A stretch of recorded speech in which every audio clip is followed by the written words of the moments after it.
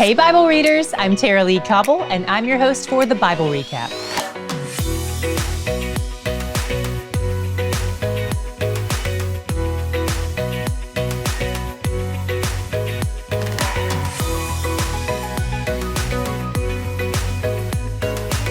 Yesterday we learned about Israel's first 4 judges, and they were all pretty good by God's standards, especially the last one, Deborah. 40 years after Deborah, the Israelites fall into sin again and are oppressed by the Midianites, who are their distant relatives through Keturah. That's the woman Abraham married after Sarah died. The Israelites are so oppressed and afraid that they hide in caves to escape the Midianites, and the Midianites also eat all their food supply.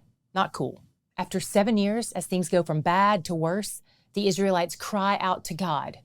Maybe they expect him to send a judge again, a military leader to rescue them, like he had in the past. But God doesn't owe him that, and he knows they need something different at this point. He sends a prophet, someone to speak truth and call out their sin. We have no idea how they responded to this when it happened, because the text immediately takes us to the next scene. Cut to a man named Gideon. He's hard at work beating out wheat in a wine press, which is an unusual place to do that kind of thing, by the way. It's kind of like when you put the Girl Scout cookies in your sock drawer so the kids can't find them. Much like you, Gideon is trying to hide the wheat from the Midianite food stealers. Meanwhile, the angel of the Lord shows up, and this appears to be God the Son. God the Father also seems to show up here, disembodied. It's kind of a confusing text to navigate, but it seems likely that God the Father and God the Son are both on the scene. God the Son tells Gideon that God is with him. Gideon's response is something we've probably all thought before. He basically says, "Oh, really? God is with me? That's funny because my life is a disaster. I actually feel pretty forsaken and forgotten by him." The great irony is that Gideon is questioning the presence of God to the very presence of God. God tells Gideon that he's the man to deliver Israel from this oppression, but Gideon pushes back. He's from the weakest clan in his tribe, and he's the least important person in that plan. God promises to be with him, but Gideon still doesn't know it's God he's talking to at this point, and he's skeptical.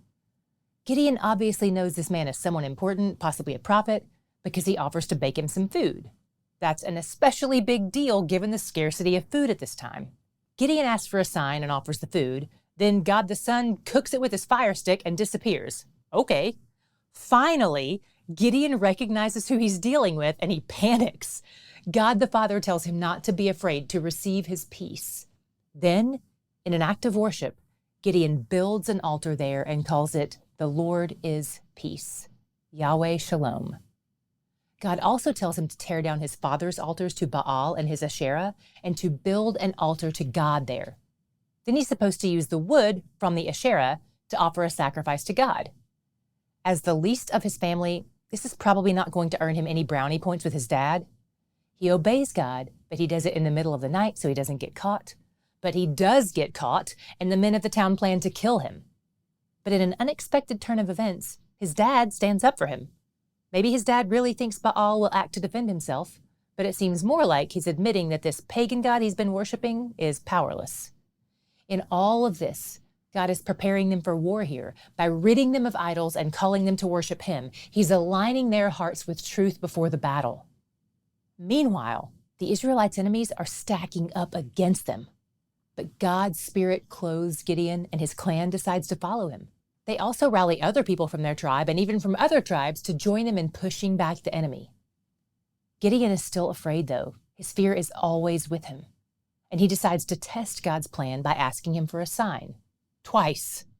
He knows this is forbidden under Mosaic law, plus he's already received a direct call from God when he spoke with him face to face, so this is doubly disappointing. But God is patient with him, because God knows the man he has appointed for this task is given to fear. He doesn't rebuke him or punish him for acting faithlessly.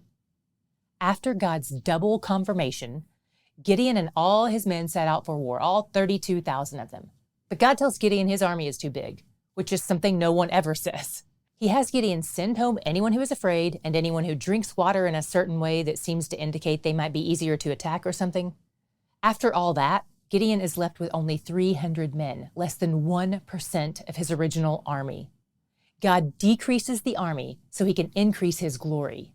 In this instance, it seems he wants to get glory from the miraculous, not the logical. Gideon, on the other hand, is not excited about the miraculous. In fact, he's probably extra afraid now. But God still doesn't rebuke him. Instead, he decides to give him even more confirmation. He tells him to go spy on the Midianites so he can hear what they say, because of course God knows what they'll say. God had given a Midianite soldier a dream, and God would prompt another Midianite soldier to interpret it, and God arranged the timing of that conversation to happen at the very moment, in the very spot where Gideon approached the camp. And what God brought Gideon there to overhear is the dream's interpretation that Israel would prevail over Midian. So Gideon preps his soldiers with their weapons, right? Nope. He makes a trip to Hobby Lobby to pick up some jars, candles, and trumpets, then passes them out to his guys. At 10 p.m., they station themselves around the camp and make all kinds of noise. Some of the Midianites flee, but some get so confused that they accidentally start killing each other, which is a good thing because these 300 Israelites don't even have swords, remember? Gideon calls on people from other tribes to capture and kill the Midianites who fled.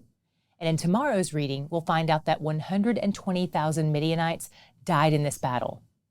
And that's the story of one of the strangest military victories in all of history, led by a craft-loving coward and a mighty God. What was your God shot today?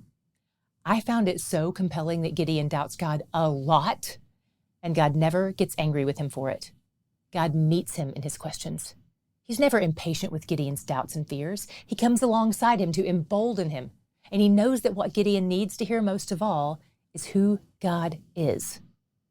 God doesn't say, "No, Gideon, you're awesome. You got this. Believe in yourself. You may be the least in your family, but it's just because they're jealous of you." God doesn't counter Gideon's doubt by puffing him up with positive self-talk. He tells him, "I am with you," and he's with you. And he's where the joy is, you guys. He's where the joy is. It's weekly check-in time, Bible readers. The good news is you're here today. You read your Bible today. What have you learned so far?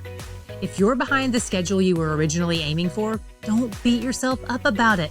You're probably reading more of the Bible than you would on your own. Think about how much joy it brings you when you see something new about God in the Word. Think about how much more joy there is to gain every day just by carving out 20 minutes to read and recap.